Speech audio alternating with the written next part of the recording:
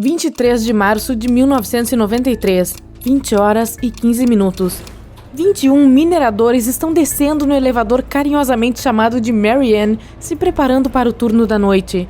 A viagem corre bem, até que de repente, o chão começa a tremer e o elevador para. Os homens se olham. Resi Erasmus, o minerador mais velho de cabelos grisalhos, diz aos outros para não se preocuparem, pois o Mary Ann começaria a se mover em breve. No entanto, Mario Cockrell, seu colega mais jovem, não estava tão otimista. Ele não apenas ouviu algum som estranho, como se... Ah não! A enorme corda de aço estava se acumulando no teto da gaiola do elevador, bem acima de suas cabeças. E o guincho que baixava a gaiola... Espere, por que ele ainda está funcionando? Algo estava bloqueando a descida. Os cabos no teto não eram fortes o suficiente para segurá-los. Mesmo as mais leves vibrações de dentro poderiam levá-los à queda livre. A gaiola estava a 610 metros acima do fundo, o que é a altura de 2 torres Eiffel, e não havia nada que pudesse impedi-los de cair. Mario empurrou Resi para o lado e usou a força para abrir a porta do Mary Ann. Mario era forte e habilidoso.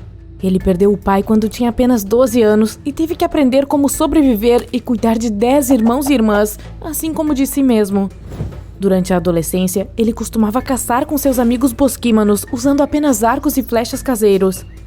Mais tarde, Mario se tornou preparador físico, dedicado ao boxe amador.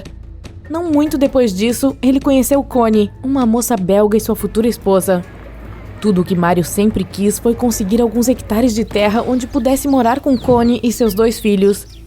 Ele começou a economizar para a vida dos seus sonhos logo após conseguir um emprego na mina. E olhe para ele agora, parado e olhando pelas portas abertas do elevador. Havia um abismo terrível de 1,5 metro entre o Mary Ann e a parede de concreto na frente deles. À esquerda, ele viu um espaço vazio com uma linha de 6 eixos adjacentes. Eles eram usados por outros elevadores. Os mineradores tiveram sorte, pois o elevador parou no nível exato de uma viga de reforço horizontal onde uma pessoa poderia ficar em pé. Ainda assim, havia esse poço escuro e assustador que eles precisavam cruzar. Mario saiu. Na metade do caminho ao redor do elevador, ele chutou alguns cascalhos de cima da beirada. Silêncio. Nenhum som deles batendo no fundo. Ele viu tubos verticais do lado de fora da viga. O poço parecia sem fundo, mas era cercado por conjuntos de vigas transversais a cada 3 metros.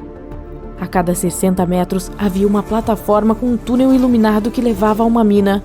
Mas era noite e não havia ninguém lá para ajudar, então os mineiros estavam sozinhos.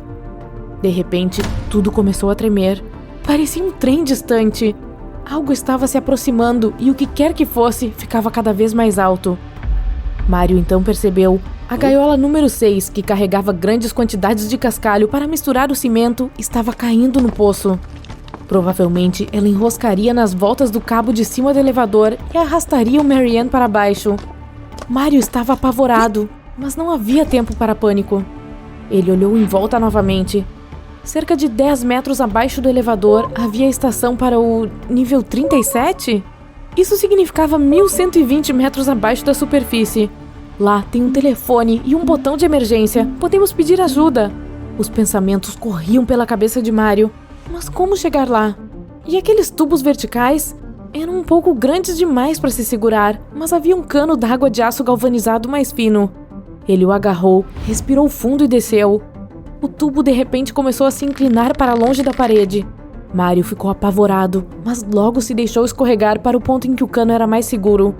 Finalmente, ele acertou o ponto, mas ainda havia mais 1,5 metro entre ele e o telefone. Ele saltou e agarrou um cano de esgoto do outro lado. Ele conseguiu, se impulsionando para frente. Ele ouvia os mineradores gritando. A gaiola 6 estava se aproximando. Rápido, o alarme! Bem ali na caixa vermelha! Mario quebrou o vidro com o punho e apertou o botão. Ele pegou o telefone. Agora está falando com o supervisor do elevador, dizendo-lhe para não mover nada. Apenas mantenha os freios acionados. Ele gritou e rapidamente voltou para o elevador da mesma forma que desceu. Seus colegas ficaram apavorados e surpresos ao vê-lo. Está tudo bem, vocês podem descer, está tudo parado, disse ele. Mas eles ainda estavam paralisados de medo. Mario pegou a sacola dos sanduíches e pediu aos homens que o seguissem enquanto descia pelo cano mais uma vez. Então ele parou. Os trilhos guia verticais do elevador estavam torcidos. Ah não, todos eles estavam sendo mantidos por apenas alguns parafusos e somente alguns centímetros de metal fino e instável. Daquele momento em diante, era arriscado até mesmo respirar.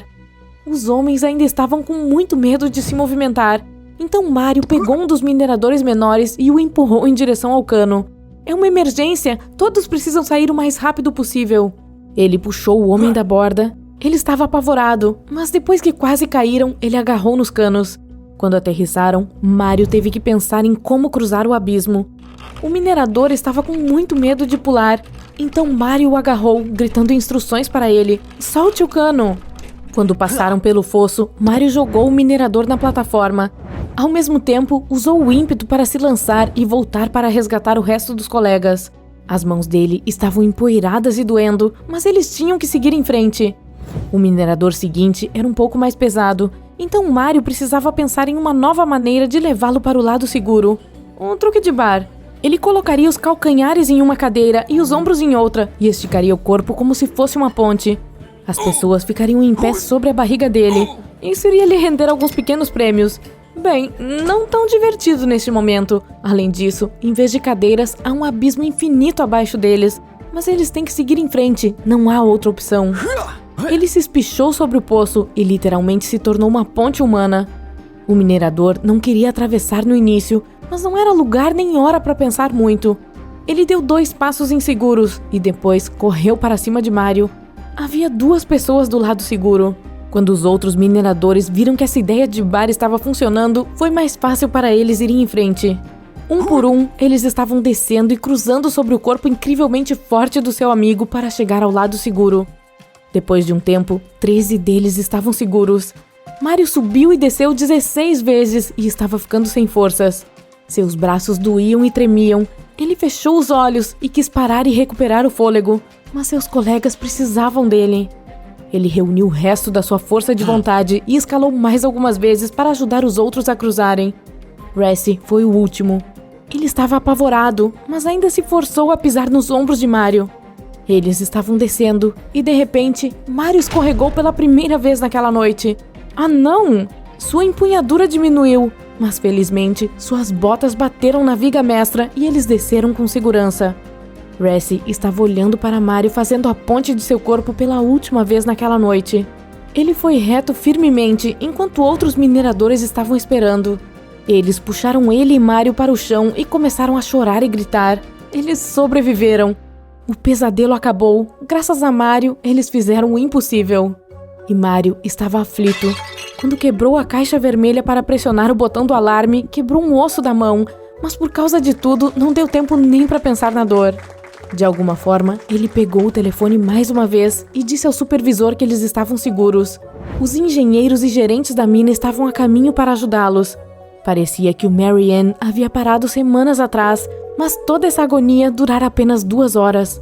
Foi uma experiência de pesadelo. Os piores cenários ainda estavam diante de seus olhos, mas eles estavam finalmente seguros agora. Mario pegou sua sacola de lanches e tirou a garrafa térmica. Um pouco de chá, pessoal?